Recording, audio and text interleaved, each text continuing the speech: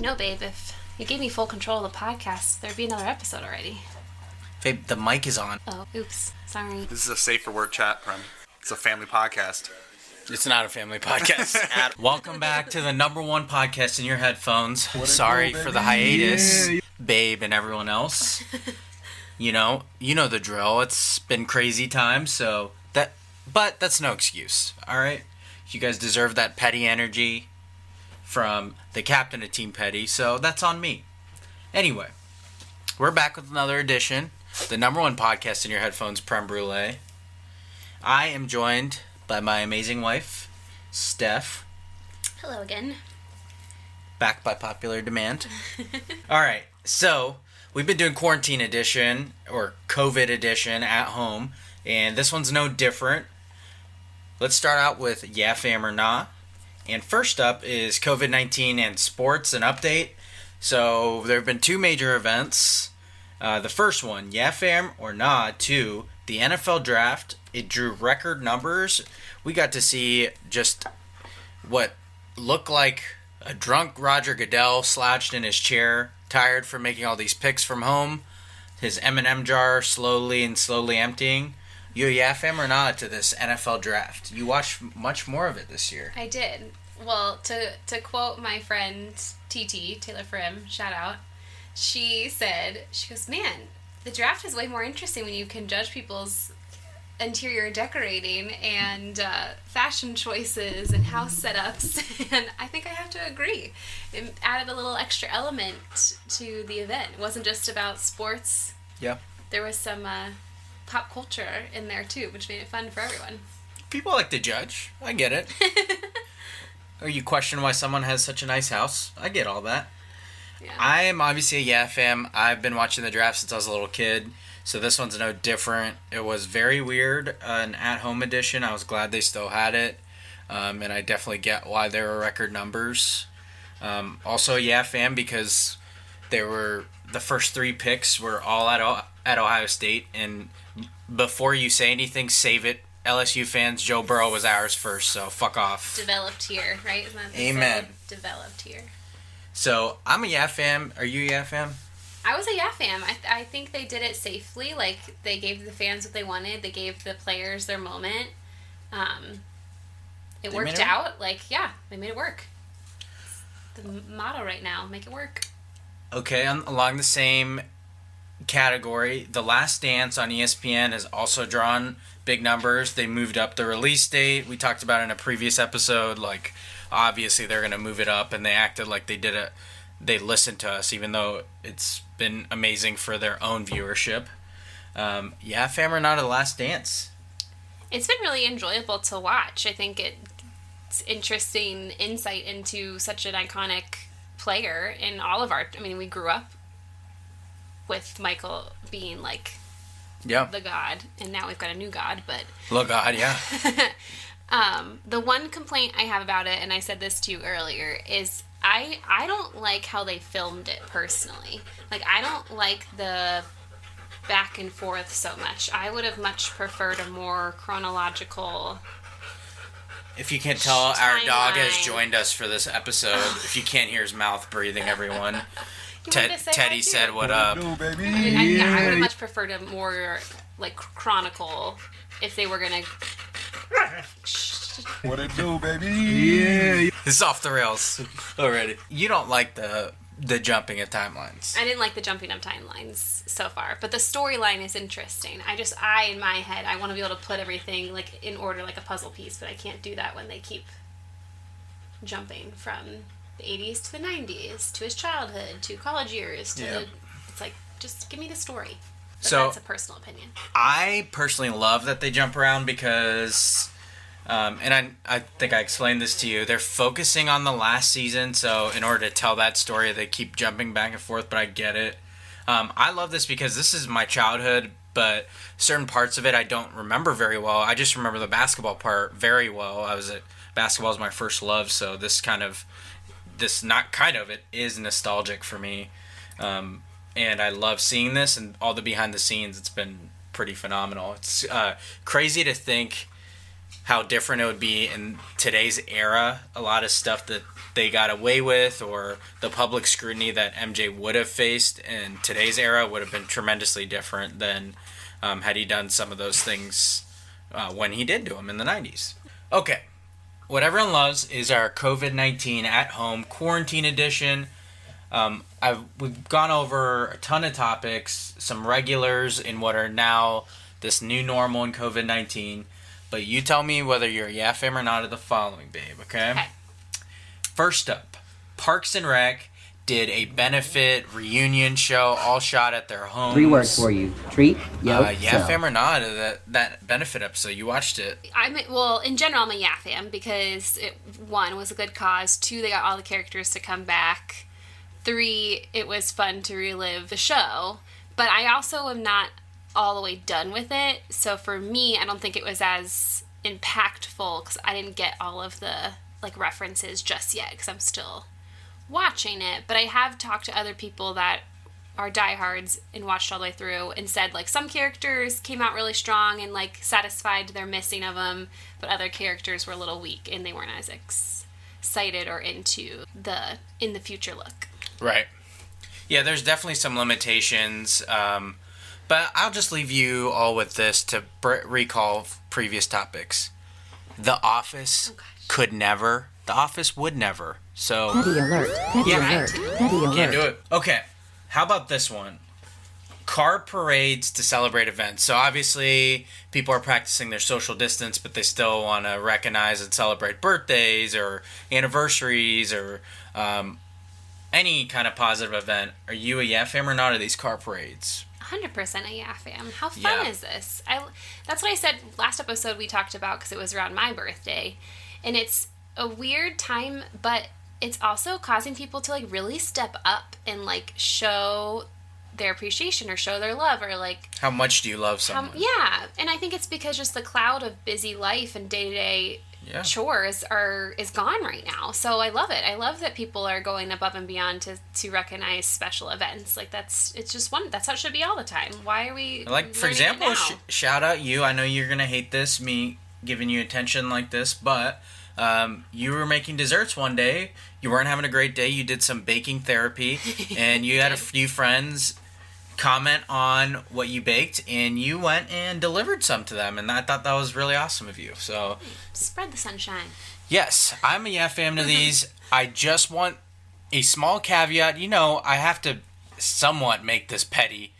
I need you guys to show that same energy when we get back to things. True. Don't so quickly forget all this extra effort you made. And also, those people that had quarantine birthdays, this is my PSA to make sure that they are celebrated once this all clears. So don't you guys forget just because it passed. We got to make up for the people who didn't get to celebrate properly. Okay. Yeah fam or not of rewatching sports events? Oh my goodness. So are you a yeah fam or not of rewatching an event and knowing the outcome? So this came up because ESPN recently broadcasted the Ohio State-Michigan game from a few years ago, the double overtime win. Samuel cuts it back. Ohio State wins! In which JT Barrett did, in fact, convert on the 4th down. So before you Michigan fans say otherwise, it was quite the interesting game to watch, in my opinion. Obviously, we know I'm a yeah fam to that. I don't know that I would have watched it if I was on the losing end, but what about you, babe? My thing about sports, the live nature of it is what makes it exciting to me. You don't know what's going to happen, cheering along with your friends, being on the edge of your seat, watching the plays happen. That's what makes watching sports fun. Right. So personally, I'm a nah to this. It doesn't have the same factor, the same wow factor, the same, I don't know what the word is, but it's just missing something when it's a rewatched. Yeah, so people also they broadcasted the Cavs comeback in the finals, and I know it drew a lot of viewers for that. Part of it is you kind of forget things. That's what I enjoy about it. That's true. That Ohio State Michigan game looks so dire.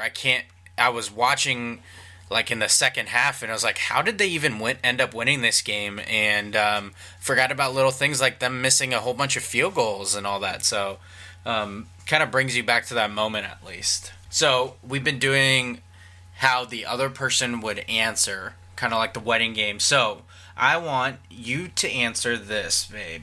Mm-hmm. What has me the most nervous as things start to open up here shortly? In most states, some states are already open. Yeah. What do you think makes me, your husband, the most nervous as things start to not necessarily return to normal, but some kind of new normal? Towards. Well, you just being in your line of work, I know like the two main things you're most worried about is like large gatherings, like congregated spaces. So like here in Columbus, we have an outdoor mall that is just a bunch of shops in one small space, and you were like really nervous about everyone just on a nice day going and just wandering because you can, right, versus you need to purchase something. And you've also talked about the same kind of thing with bars, like people just not listening to that 6 feet apart rule. I think that you are the most nervous about that. Yep. So same question for me. I think what has you most nervous is kind of along the same lines, but I'm going to go with your potential career and especially schools and what the next school year is going to look like as this kind of seeps into the next school year. So you said, for those that don't know or don't remember, my wife is a kindergarten teacher. So this year, as school started to close, they already had built a base with their students. Mm-hmm. You had gotten to know them pretty well and knew their habits and all that. Yeah. But we're facing a new school year where you wouldn't have that face-to-face time with them theoretically, yeah, and then you'd be doing some sort of at-home learning still. Yeah. So that's my answer for you. I know, and my biggest wonder, and this is not anything we can answer in our lines of work, but how can we be opening up shops, restaurants, hair salons, yeah, but yet still be planning for limitations to school buildings in August? Like, I guess it's more the numbers, maybe? Is that what it is? Just the sheer number of people in a space at a time? But it just seems like that's such an integral part of our development is being able to have a quality education. And as much as we're trying, I mean, believe me, teachers are trying with every capacity to make distance learning as best as we can, but it's definitely not the same as being in person in the classroom with the whole group. So, I don't know, I'm just curious we don't have the answer to that question, but yeah, that's my wonder. I'm thinking most of it's being driven by the fear of so many asymptomatic people. So, yeah. Okay, now we're on to You Played Yourself. Go. You all know the drill. This is the height of our pettiness for you, number one podcast listeners, and this whole petty brand. So, first up on You Played Yourself is these former old players and experts from different eras trying to tell guys like LeBron James and King Snake Kevin Durant that they couldn't still dominate in the 1980s or 90s. Don't ever play You guys yourself. expect me to Don't ever believe play that just yourself. because Don't they ever play call more yourself. fouls now that these stars wouldn't have adjusted their games? By that same logic, MJ would foul out every fucking game in today's age, and the bad boys would all be ejected every game and suspended. You don't think Lagarde could dominate guys who chose to hydrate at halftime with a cig and a cold one? Fuck out of here. Congratulations, you played yourself. And just, babe, I'm going to continue with these sports ones, if you don't mind. Yeah. So, we're going to have some audio regarding the draft because that was a major thing, and I was lucky enough to get some of my friends and fellow number one podcast listeners and supporters some A1 since day one's audio. Here we go. Is this the mic that's picking up for this? I thought you had two mics going on. This is for the hot takes, bruh. We talking about sports, get ball. You are looking live. What always takes so damn long? You've been on the clock since the end of the season. Like, exactly. You know who you're picking. Just put it fucking in. Joe Burrow would not have had the career he wanted if he went to Nebraska. No, he wouldn't have. It ended up working out perfect for him. Could you imagine being Joe Burrow and knowing that Nebraska played themselves so much that they didn't want him twice? Oh, he's kind of a ginge. Some people like just don't have expression. Yeah, dead in the eyes. He's dead. he's our guy. He's got a great smile, but like He's our guy. Not a lot going on in there. With the first pick in the 2020 draft, the Cincinnati Bengals select Joe Burrow, quarterback. The Ohio State University. All right, so how do you feel? All right, number one podcast in your headphone listeners. This is Craig Lears, avid Bengals fan. And Molly Rose. So here are my thoughts. I've been Team Trevor Lawrence next year, Chase Young this year, but after watching Joe Burrow light it up in the playoffs this year, he is clearly a superstar, the Messiah.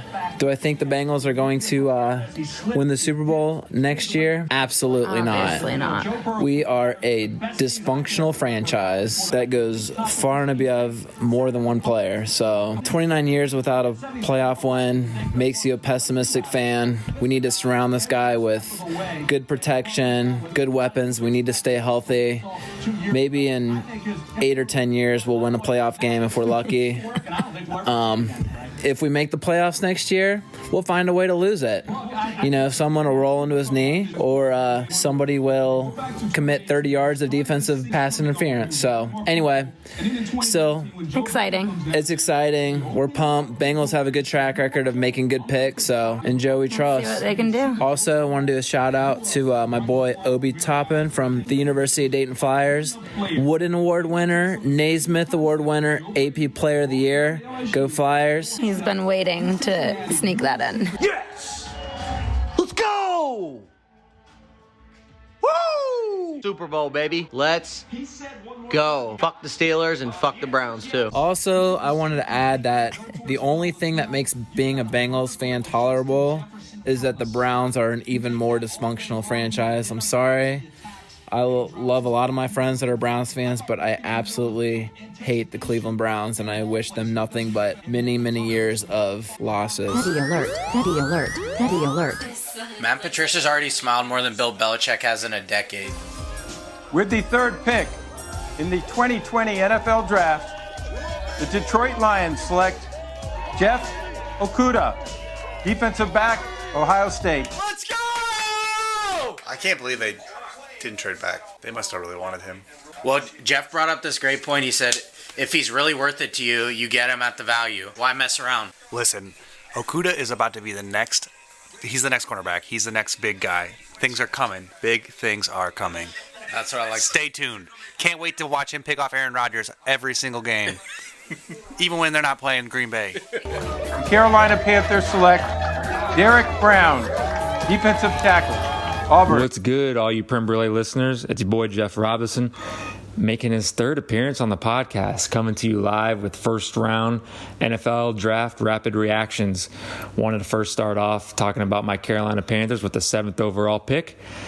They ended up drafting Derek Brown, and I've started to talk myself into it a little bit. He is a big, athletic dude that fills a major need along the defensive line. Initially, I wanted Isaiah Simmons. I thought he was a perfect Luke Kuechly replacement. Big, athletic, can fit a lot of different positions, very versatile. So I initially said, fuck, because I wanted Isaiah Simmons really bad, but Derek Brown was always the guy I thought very highly of, so it's not a pick I'm disappointed in at all. I actually like the pick. I think it fills a need, and our run defense was pretty bad last year, so I think he's going to help with that. And moving along to a pick that I kind of scratched my head with, and it seems to always happen a lot with the Seattle Seahawks, but at the end of the first round, they drafted outside linebacker Jordan Brooks. I personally felt like that was a major reach. I feel like I saw a lot of grades for him that are kind of varied between the third round, maybe beginning of fourth round. They love kind of reaching towards the end of that first round, but that's what they do. And for the most part, it's actually worked out for them. So maybe I'm the one in the wrong here. They had 2,000-yard receivers, so it sounds crazy when I tell you that, and they say, "Oh, let's take a third receiver." When they went 8-8, there are clearly other holes. Congratulations, you played yourself. With the 17th pick in the 2020 NFL Draft, the Dallas Cowboys select C.D. Lamb, wide receiver, Oklahoma. Wow. Wow. No, didn't need a wide receiver. Yikers. That has Jerry Jones written all over it. That is a Jerry Jones pick through and through. I mean, they took the best player available on a team that they don't have a lot of holes. Ooh, the Cowboys? You weren't looking for anyone specific, and they took the best player available. That's true. It's a good point. They did sign Clinton Dix. It now becomes like, who do you get with the rest? That second round pick all of a sudden is like, you gotta address a need. That is the reason I'm a Yeah fan. It keeps them from the Eagles. Nelson Aguilar, round 2. It is right on brand with Team Petty. Pick that I actually loved was Cowboys getting C.D. Lamb. I know my boy Prim felt like that was a pick that wasn't a major need for them, but I felt like at pick 17 getting him, and I know it wasn't necessarily a major need, but he's one of the best players available at that time. So love the C.D. Lamb pick for the Cowboys. That's my rapid reaction from the first round. This is one of my favorite times of year. I absolutely love draft season. Oh, and go, Pat, go. Go, Pat, go. Congratulations, you played yourself. Miami Dolphins have traded the 26th pick to the Green Bay Packers. With the 26th pick in the 2020 NFL Draft, the Green Bay Packers select Jordan Love, quarterback, Utah State. The Green Bay Packers drafting Jordan Love in the first round of this past draft. Could you even imagine not ever drafting an offensive player in the first round to help your star quarterback Aaron Rodgers? And then the first time you actually do draft on offense is his fucking replacement. Couldn't be me. But I'll leave this to my friend Rob, who could put it better. Since he is a Packers fan, he could put it better than anyone else. God damn. What up, everyone? It's Rob Carmona, biggest Packers fan. After this fucking trade up with the Dolphins, I'm just fucking stressed out. Sorry for my French. I don't know why we traded up for Jordan fucking Love, who's fucking a nobody, who played for the goddamn fucking Mountain West. We have Aaron fucking Rodgers, fucking the myth, the legend, Aaron Rodgers. We traded up for a nobody. This is a fucking joke. I can't believe we just did this. Typical fucking Packers move. God damn. Spicy. Next up, this one makes me very happy. Not for my friends and family that are Eagles fans. I would never be happy for their unhappiness. But in general, the Eagles drafting Jalen Hurts in the second round while they have Carson Wentz and just signed him to a contract, you played yourself. You played yourself also not drafting a worthy receiver in the first round, settling for someone that you could have gotten later. And then your next pick, when you have tons of needs on defense, is a quarterback that you are claiming is going to be used as a gimmick, or at the very least is going to create conflict with your star quarterback. Couldn't be me. For once I get to enjoy a good draft the Cowboys had, and it's so freaking surprising to me. And then one more in the football world. You played yourself goes to, I guess we're going to have to find a new name for him. It used to be Tom Brady, but he's no longer a Patriot. So Tom Brady, we in Buckeye Nation took some liberties with his audio for his new team. I'll just let you be the judge. This is a Michigan Wolverine Tom Brady saying this, by the way. Stay safe, everyone, and let's go Bucks. In a strange turn of events, Tom Brady is on his Make Nice tour. He joined a new team. He wants to shove it up Belichick's ass and is now spurning his alma mater for clearly the better school. That's the only explanation for this. And yes, sound it. Petty alert, petty alert, petty alert. Okay. Babe, do you have anything to get off your chest? You have participated and you played yourself. microphone therapy, as we call it. You have anything to get off your chest? Well, I'm going to stick with the theme that's impacting all of our lives right now, COVID-19, and I want to go on a mini rant of people that are claiming how it's impacting their lives like they're unique. Like, it's impacting everyone's lives across the globe. You are not a single individual being attacked. This is something we're all adjusting to and making changes in our lives to help the greater good. I've heard so many people complaining about the just inconvenience of wearing masks or not being able to go to the store if there's too many people in it, or having to wait a certain amount of time before going to the doctor's office. It's like things that are not in anyone's direct control, and you're not complaining to the right people if you are complaining. And if you are complaining, there really is no reason to complain, because this is the new normal and we just all need to adjust. So my word to the wise is just take a deep breath. We're all going to get through this. The new normal is okay. If you're healthy, we're great.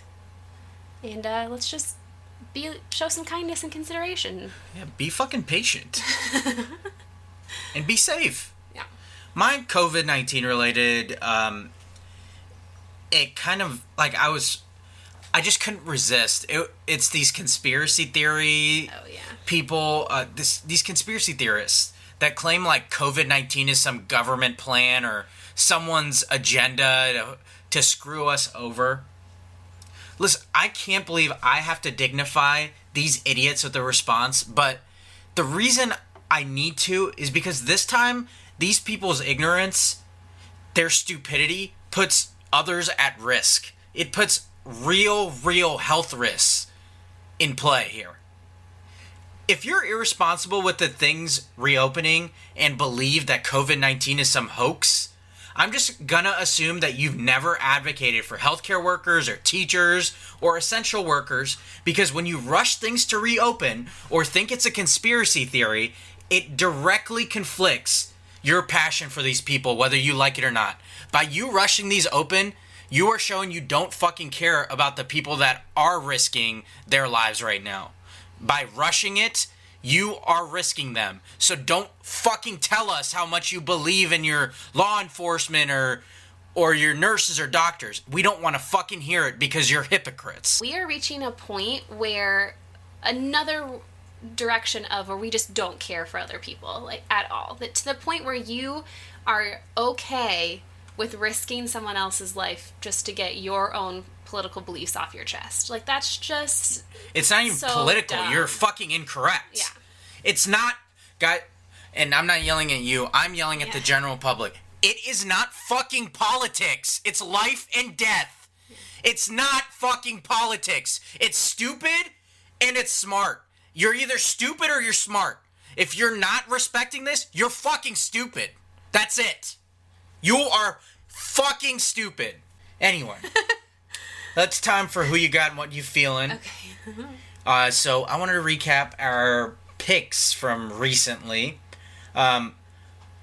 Before we started this quarantine edition, I did an NFL draft edition and asked my guy Percy his take on QBs in the NFL drafts. I asked him which QB would be the third person taken in that NFL draft, and he said Justin Herbert. He was correct. However, he was incorrect in suggesting that Jacob Eason would be the one taken that no one expects. It was actually Jordan Love. Went pretty chalk this year. We did an over-under 4.5 QBs in round one. He took the under. He was correct, of course. And then the last episode, we had talked about rewatchable shows. So we had done comedies and dramas. So that was a fun topic. We're looking to probably add those on coming up here shortly. But with things starting to open up, I wanted to focus this week's on what is the thing you're most looking forward to having back. Oh man, that's a really big question. Honestly, okay, so does this make me like a scaredy cat? Like, I don't think I'm gonna change much of my day-to-day life yet in the next week or like 2-3 weeks. Mhm. Like, I am excited that I have a hair appointment and a nail appointment in June, but I still scheduled them in June because I wanted to wait a little Give bit it some time. longer. I honestly just want the weather to figure itself out so we can be outside. But I mean, other than grocery store and the occasional Lowe's trip, that's really all I need at this moment in time. Maybe that's what quarantine has taught me.